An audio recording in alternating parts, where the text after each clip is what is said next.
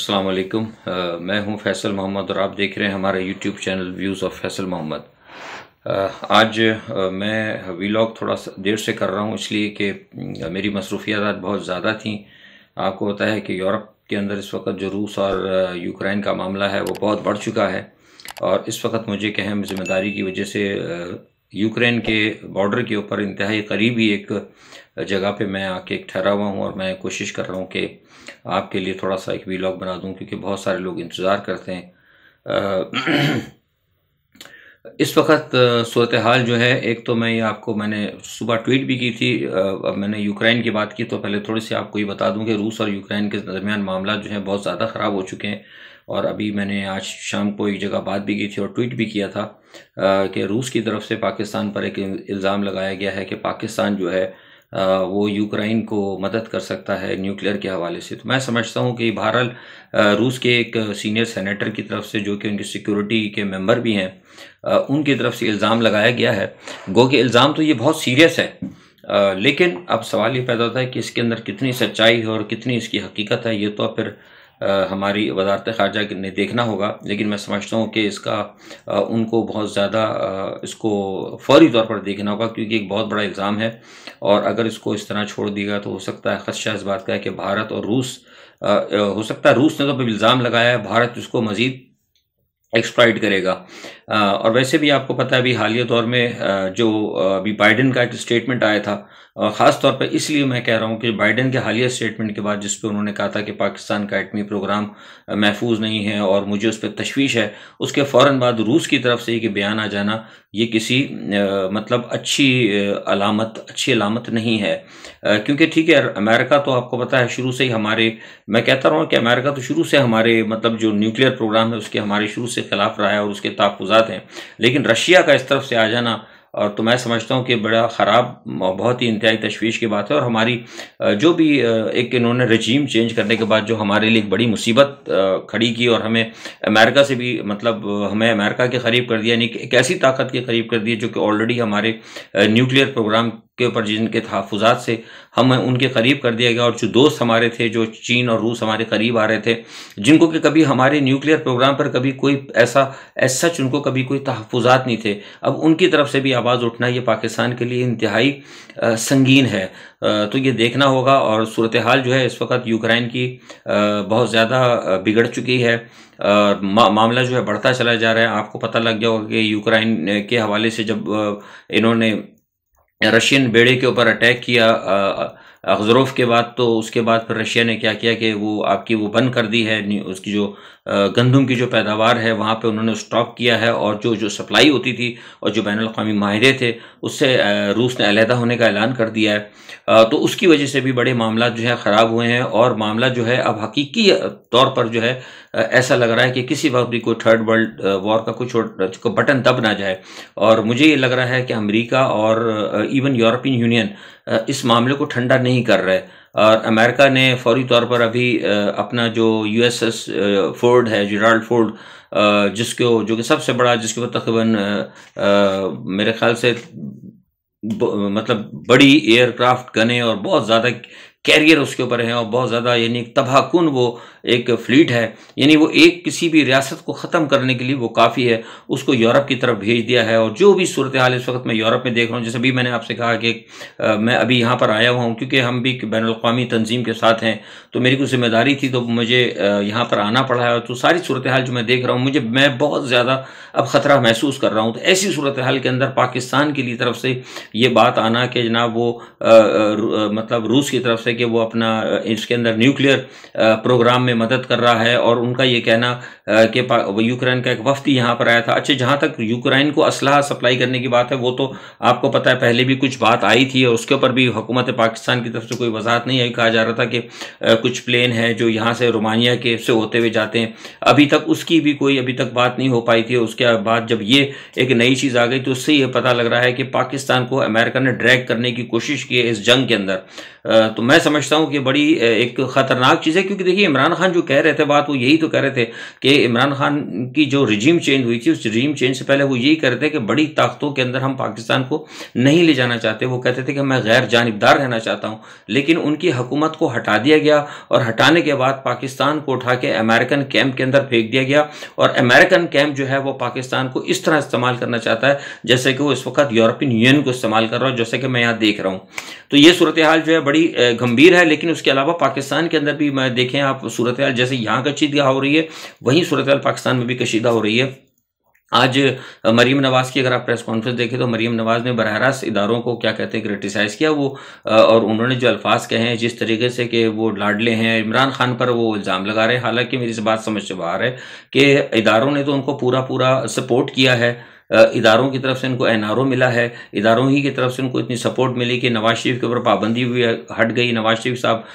तकरीरें भी कर रहे हैं, फ़ौज को क्रिटिसाइज़ भी कर रहे हैं, उनकी बेटी को पासपोर्ट भी मिल गया, वो लंदन भी चली गई, उनके भाई के केसेस भी ख़त्म हो गए, उनके तमाम जो नैब के केसेस थे वो ख़त्म हो गए, दूसरे तमाम केसेस ख़त्म हो गए, कानून के अंदर तब्दीली हो गई। तो एनआरओ तो उनको मिला है, इमरान खान कहाँ से प्यारा हो गया। लेकिन उसके बावजूद ये कहा जा रहा है कि इमरान खान ये कर रहे हैं, इमरान खान वो कर रहे हैं। यानी दूसरे अल्फाज में ये जो मैंने आपसे कल कही थी बात, और मैंने आज भी जब मालूम की यहाँ पर टेलीफोन करके जब मैंने कुछ मालूमात की, कुछ लंदन से लेने की कोशिश की, तो मुझे वही बातें पता लग गई जो बात आपको मैं कह रहा था कि इनकी पूरी पूरी कोशिश है कि किसी भी तरीके से इमरान खान को कोई सहूलत नहीं दी जाए, ख्वाह इसके लिए कुछ भी हो जाए। कहा कि मार्शल्लाह लगाते हैं, आपको ये बात निकली, मैंने आपको 3 दिन पहले कही थी मार्शल्लाह की। मार्शल्लाह कोई अच्छा नहीं होता, लेकिन यही वजह है कि इमरान खान ने भी खुद कहा कि अगर लग जाए मार्शल्लाह कोई परवाह नहीं। देखिए, अगर मैं आपको बता रहा हूँ कि जो बैनुल अक़वामी, मैं पाकिस्तान की किसी बात नहीं करता, पाकिस्तानी एजेंसी के हवाले से बैनुल अक़वामी जो तज्ज़िया निगार हैं, जो बैनुल अक़वामी जो मामलात को देख रहे हैं साउथ एशिया को या एशिया को,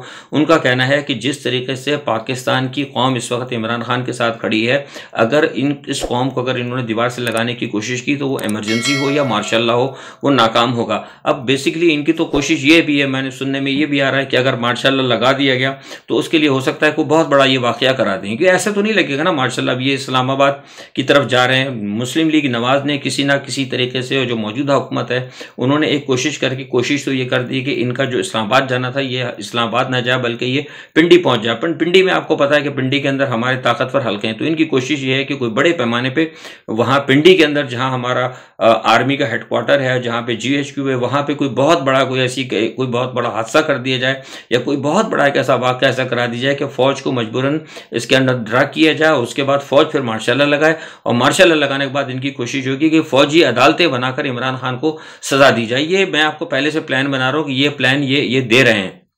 ये कौन दे रहे हैं? ये प्लान मुस्लिम लीग नवाज़ दे रही है। लेकिन अब सोचना ये है कि क्या आर्मी इस मुस्लिम लीग नवाज़ के इस प्लान के ऊपर अमल करेगी? उनको सोचना चाहिए, क्योंकि जो कुछ आर्मी ने जो कुछ सपोर्ट किया है, इनको जो कुछ सहूलतें मुस्लिम लीग नवाज़ को दी हैं, जो कुछ इनको दिया है, तो उसका अभी तक आप देखें, आज अगर मरीम नवाज़ की अगर आप प्रेस कॉन्फ्रेंस सुन लें तो उन्होंने तो उनको लथाड़ा है। तो मुझे कोई ये बताए कि ये जो मैं खुद पूछता हूँ, मतलब पाकिस्तान की जो हमारी जो एजेंसीज़ हैं उनसे पूछना चाहता हूँ कि फिर उनको फ़ायदा क्या हुआ? अगर आज भी आपको मतलब इतना बुरा भला कहा जा रहा है, सारे फ़ायदे उठाने के बाद इतना कुछ कहा जा रहा है, तो फिर ये तो बात बिल्कुल दुरुस्त है कि